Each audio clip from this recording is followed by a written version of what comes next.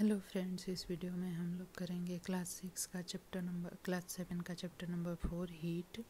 ठीक है, तो इसके पहले का चैप्टर हम लोगों ने जो किया चैप्टर 3 था, तो उसमें हम लोगों ने पढ़ा कि उलेन जो क्लॉथ होते हैं वो हमें एनिमल्स फाइबर से प्राप्त होते हैं, जो कि हम ठंडियों के दिनों में पहनते हैं। और गर्मियों के दिनों में जो हम पहनते हैं समर सीजन में, वो कॉटन क्लॉथ होते हैं। और ये कॉटन क्लॉथ जो होते हैं कॉटन फाइबर से प्राप्त होते हैं, और ये फाइबर्स जिनसे ये बनते हैं ये हमें प्लांट से प्राप्त होते हैं। ठीक है, तो जो हम ठंडियों के दिनों में कपड़े पहनते हैं, स्वेटर पहनते हैं, उसके फाइबर जो हैं एनिमल से प्राप्त होते हैं। और जो कपड़े हम गर्मियों में पहनते हैं वो कपड़े के फाइबर जो है हमें प्लांट से प्राप्त होते हैं। ठीक है, और हॉट और कोल्ड का मतलब आप समझ लेंगे कि क्या होता है, क्या हॉट और क्या होता है कोल्ड। आइसक्रीम जो होती है कोल्ड होती है, spoon in A tea cup hot होगा। फ्रूट जूस जो है नॉर्मल टेम्परेचर पे। Handle of A frying pan उसका भी टेम्परेचर नॉर्मल रहता है। ठीक है, तो हमारे चारों तरफ कब ठंडी है कब गर्मी है, इसको समझने के लिए आपको एक एक्टिविटी भी दी गई है। तो जैसे कि 3 मग लेने को कहा गया है, एक में ज़्यादा गर्म पानी रखेंगे, एक में नॉर्मल रखेंगे और एक में कोल्ड करके रखेंगे। ठीक है, तो ये चीज़ हम कैसे समझेंगे कि कौन सा गर्म है कौन सा ठंडा, क्योंकि हमारे हाथ के गर्म और ठंडा होने पर भी बाहर का टेम्परेचर जो है हमारे जो है कि वो वेरी कर सकता है। ठीक है, तो इसलिए टेम्परेचर को मापने के लिए हम जो है थर्मामीटर का यूज करते हैं कि अभी जो हमारे एटमॉस्फेयर में टेम्परेचर है या फिर हमारे आसपास अगर कोई वस्तु है तो वो कितनी गर्म है, उसके टेम्परेचर को मापने के लिए हम थर्मामीटर का यूज करते हैं। ठीक है, तो मेजरिंग टेम्परेचर जो क्लिनिकल थर्मामीटर होता है उसका जो टेम्परेचर रेंज होता है वो 35 डिग्री सेल्सियस से 42 डिग्री सेल्सियस के बीच में होता है। मीन्स कि वो 35 डिग्री सेल्सियस से लेके 42 डिग्री सेल्सियस के बीच के टेम्परेचर को ही माप सकता है। इसको हम क्लिनिकल थर्मामीटर कहते हैं, और यह मेनली बनाया गया है ह्यूमन बॉडी का टेम्परेचर मापने के लिए, क्योंकि ह्यूमन बॉडी का जो टेम्परेचर होता है वो 37 डिग्री सेल्सियस होता है। और जैसे कि इसका टेम्परेचर जो है कि 35 डिग्री सेल्सियस से कम नहीं होता है और 42 डिग्री सेल्सियस से ज़्यादा नहीं जाता है। रीडिंग थर्मामीटर में क्या करते हैं रीड करने के लिए, तो यहाँ पे आप देख सकते हैं थर्मामीटर का इमेज कि यह जो है एक ग्लास रॉड होती है और इसके एक एंड पे एक नॉब लगा रहता है और इसमें जो है लिक्विड मरकरी मेटल भरी रहती है और उसकी एक लाइन थ्रेड जैसे इमेज में दिखाई गई है इस तरह से दिखाई देती है। ठीक है, तो थर्मामीटर को रीड करने के लिए हम ये देखते हैं कि जो है कि थर्मामीटर में जो थ्रेड जैसा मरकरी दिखाई देता है वो कितने टेम्परेचर पे है, और बाहर जो है उसको मार्क किया रहता है कि अभी टेम्परेचर कितना है, तो वो कितने पे है हम आसानी से कर सकते हैं। ठीक है, तो ह्यूमन बॉडी का टेम्परेचर जो होता है 37 डिग्री सेल्सियस होता है और क्लिनिकल थर्मामीटर जो है 35 से 42 डिग्री सेल्सियस के बीच के टेम्परेचर को ही मेजर कर सकता है। ठीक है, correct method of reading the clinical thermometer, ये बिना प्रैक्टिकल के समझ नहीं आएगा। आपके घर में या फिर आपके आसपास किसी के पास अगर थर्मामीटर हो, क्लिनिकल थर्मामीटर हो, तो आप उसको देख के रीड करना सीख सकते हैं। ठीक है, जो आजकल जो डिजिटल थर्मामीटर यूज हो रहे हैं उनमें जो है कि मरकरी का यूज नहीं होता है। नेक्स्ट हम बात करेंगे लेबोरेटरी थर्मामीटर की। लेबोरेटरी थर्मामीटर जो होते हैं वो वाइड रेंज ऑफ टेम्परेचर को मेजर कर सकते हैं। एक लेबोरेटरी थर्मामीटर जो होता है -10 degree Celsius to 110 degree Celsius temperature को मेजर कर सकता है। ठीक है, तो इसलिए हम जो है कि लेबोरेटरी थर्मामीटर से जो है कि लेबोरेटरी में जिन भी वस्तुओं का टेम्परेचर लेना होता है उनका लेते हैं। ठीक है, यहाँ पे ये लेबोरेटरी थर्मामीटर का को दिखाया गया है कि कैसा होता है। उसके ऊपर मार्क बने रहते हैं ओके। अगर हम एक बीकर में पानी लेते हैं उसको गर्म करके और उसके टेम्परेचर को हमें मापना हो तो हम क्या करेंगे, इस तरह से थर्मामीटर को पकड़ के रखेंगे 2 मिनट के लिए और उसके बाद निकाल के हम देखेंगे तो उस पानी का जो टेम्परेचर है वो हमें समझ आ जाएगा। ठीक है, ये एक्टिविटी बताई गई है क्लीन लेबोरेटरी थर्मामीटर से टेम्परेचर मापने की। ठीक है, इसके अंदर मरकरी भरा रहता है, डिजिटल थर्मामीटर में मरकरी नहीं होता है। नेक्स्ट जो हमें पढ़ना है वो है ट्रांसफ़र ऑफ हीट। हीट का ट्रांसफ़र कैसे होता है, तो अलग अलग वस्तुओं में हीट का जो ट्रांसफ़र होता है वो अलग अलग मेथड से होता है। जैसे कि पहला मेथड हम जो पढ़ेंगे वो है कंडक्शन। तो जितनी भी सॉलिड वस्तुएं हैं जिनमें कि हीट का कंडक्शन होता है, जिनमें कि हीट ट्रांसफ़र होता है वो कंडक्शन मेथड से होता है। या फिर जितनी मेटल्स हैं या सॉलिड वस्तुएं हैं उनमें हीट का ट्रांसफ़र जो है कंडक्शन मेथड के थ्रू होता है। इसके लिए एक एक्टिविटी बताई गई है कि दो ब्रिक लेंगे और एक मेटल की रॉड लेंगे और उस पे जो है जगह जगह पे मोमबत्ती थोड़ा सा चिपका देंगे जगह जगह पे, जैसे कि इस इमेज में आपको दिखाया गया है। और फिर जब जो है मोमबत्ती से इसको हीट करेंगे एक एंड पे, तो हीट होके जो यह जो कैंडल है वो ड्रॉप होगी।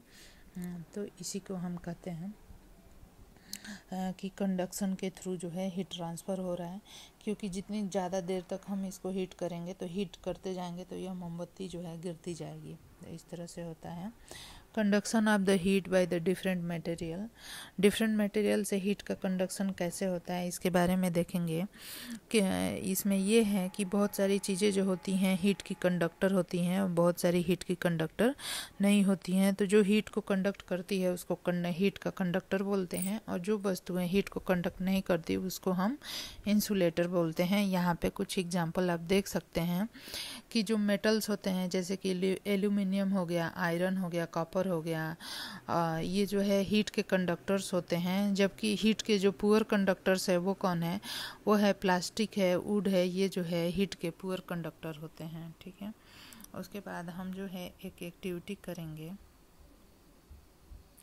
इसके लिए हम इस तरह से एक वाइड बॉटम के फ्लास्क में पानी को गर्म करेंगे स्टोव पे रख के। तो हम देखते हैं कि थोड़ी देर बाद जो है पानी में कुछ मोमेंट हमें दिखाई देते हैं, पानी के बीच में जैसे बुलबुले निकलते हैं और वाटर जो है सेंटर से जो है कि साइड की तरफ, पेरिफेरी की तरफ मूव होता है। तो जितने भी, तो ऐसा क्यों होता है, तो यह जो है कन्वेक्शन होता है, कन्वेक्शन का प्रोसेस होता है जिसके थ्रू की कन्वेक्शन के प्रोसेस के थ्रू वाटर में जो है हीट ट्रांसफ़र होता है। जैसे कि ये फ्लेम है, फ्लेम पे हमने किसी पॉट को रखा, तो फ्लेम से हीट जो है वो हमारे पॉट में मीन्स की पॉट में जाता है और पॉट में रखे हुए जो भी चीज़ें हमने रखी है उसमें जाता है। तो ये कौन से प्रोसेस से जाता है, कन्वेक्शन से जाता है। और जो भी जो गर्म होके जो पार्टिकल्स जो हैं मॉलिक्यूल्स वो गर्म होके ऊपर उठते हैं और जो ठंडे हैं वो नीचे की तरफ जाते हैं जब तक कि, और ये मोमेंट जब तक होता है कि सारे के सारे एक बराबर गर्म नहीं हो जाते हैं तब तक ये मोमेंट होता रहता है। इसी बेसिस पे आप जो है कि एक बहुत ही अच्छा एक्सपीरियंस कर सकते हैं। यहाँ पे एक चीज़ और दिखाई गई है कि जब हम कैंडल को बर्न करते हैं और उसके ऊपर हाथ इस तरह से लगाते हैं तो यहाँ पे हमें हीट महसूस होती है। तो ये कैंडल के ऊपर की जो एयर है वो गर्म होकर ऊपर जाती है, तो यही हमें हीट महसूस होता है। यहाँ पे हम देखेंगे सी ब्रिज क्या होता है और लैंड ब्रिज क्या होता है। यहाँ पे इस फोटो के माध्यम से हम आप लोग को समझाएंगे क्या होता है डे टाइम में और नाइट टाइम में। डे टाइम में क्या होता है कि जो सन की रेज पड़ती है, जो भी सीज हैं, जो भी समुद्र हैं, ओशियन है, और समुद्र के किनारे जो भी शहर होते हैं वहाँ पे क्या होता है कि जब सन की लाइट सुबह में, सन की लाइट डे टाइम में जब गिरती है लैंड पे और वाटर पे, ठीक है, तो लैंड पे जो है कि जो एयर होती है वो जो है कि जल्दी गर्म हो जाती है। लैंड के ऊपर जो एयर है वो जल्दी गर्म हो जाती है और वो गर्म होके ऊपर उठती है, जबकि वाटर जो है, जो समुद्र है, उसके ऊपर जो एयर है वो जल्दी गर्म नहीं होती है। ठीक है, तो इसलिए वहाँ पर जो है, वहाँ पर क्या होता है कि लैंड के साइड की एयर जब ऊपर उठती है तो जो समुद्र के साइड की एयर है क्योंकि वो हेवी है, क्योंकि वो ज़्यादा गर्म नहीं हुई है, तो वो जो है शहर की तरफ मूव करती है। तो डे टाइम का ये जो फोटो दिखाया गया है इमेज, इसमें आप बहुत आराम से समझ सकते हैं कि समुद्र की तरफ से जो एयर है उसका मूवमेंट होता है लैंड की तरफ, क्योंकि जो समुद्र के ऊपर की जो एयर होती है वो कूल होती है और जो लैंड के ऊपर एयर होती है वो हॉट होती है। तो वो ऊपर की तरफ उठती जाती है और वो ऊपर उठ के धीरे धीरे समुद्र के ऊपर जाती है, और समुद्र के ऊपर जो कूल एयर है वो शहर की तरफ मूव करती है, मीन्स कि लैंड की तरफ। तो डे टाइम में जो जो एयर मूव होती है उसको हम लोग सी ब्रीज बोलते हैं, ठीक है, उसको हम लोग सी ब्रीज बोलते हैं। जबकि नाइट टाइम पे ठीक इसका रिवर्स प्रोसेस होता है। नाइट टाइम पे क्या होता है कि जो ओशन के ऊपर की जो एयर है वो गर्म होती है, ठीक है, वो गर्म होती है। और क्योंकि वाटर जो है देर से गर्म होता है और देर से ठंडा होता है, जबकि लैंड जो है जल्दी गर्म होती है और जल्दी ठंडी होती है, ठीक है। तो नाइट टाइम में क्या होती है कि लैंड ब्रीज चलती है। उस समय क्या होता है कि लैंड के ऊपर की जो एयर है वो जल्दी ठंडी हो जाती है, और इसलिए और समुद्र के साइड समुद्र के ऊपर जो एयर है वो जो है ज़्यादा गर्म रहती है और ऊपर उठती है, और इसलिए जब ऊपर उठती है तो प्रेशर कम होता है। तो लैंड के साइड से मीन्स कि शहर के साइड से एयर जो है मूव करती है किधर मूव करती है, ओशियन के साइड में। तो इसको हम लोग लैंड ब्रिज बोलते हैं। तो यहाँ पे हॉट और कूल का ठीक रिवर्स सिचुएशन हो जाता है, ठीक है। और यह जो है कि तो सन से जो हीट आती है by the another process known as radiation, ठीक है। तो सन से जो हीट आती है हम तक, उसको हम लोग रेडिएशन कहते हैं। तो हीट ट्रांसफ़र के हमने 3 मेथड पढ़े, कंडक्शन, कन्वेक्शन और radiation. The transfer of heat by the radiation does not require any medium, ठीक है। तो जो हीट का ट्रांसफ़र होता है रेडिएशन के द्वारा, उसको किसी मीडियम की ज़रूरत नहीं पड़ती है, जबकि कंडक्शन में और कन्वेक्शन में मीडियम की ज़रूरत पड़ती है।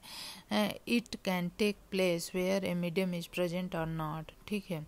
when we sit in the front of a room heater we get heat by this process. A hot utensil kept away from the flame cool down as it transfer heat to the surrounding by radiation, ठीक है। तो इस तरह से समझ सकते हैं कि कहाँ पे हीट का ट्रांसफ़र कौन से मीडियम से हो रहा है। All hot bodies radiate heat when this heat falls on some object, a part of it is reflected, a part is absorbed and a part may be transmitted.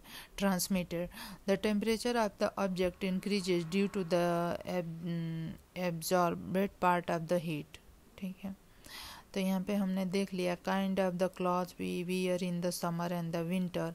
तो हम summer के दिनों में जो है कॉटन क्लॉथ पहनते हैं, light colour के क्लॉथ्स को पहनते हैं, जबकि विंटर के सीज़न में हम जो है वुलन क्लॉथ पहनते हैं। तो वुलन क्लॉथ इसलिए हम विंटर में पहनते हैं कि एक बार जब एयर जो है हमारे वुलन क्लॉथ और हमारी बॉडी के बीच जो एयर होती है वो जो है उसको ट्रांसफ़र नहीं होने देता है, और हीट को भी ये ट्रांसफ़र नहीं होने देता है क्योंकि मोटे होते हैं।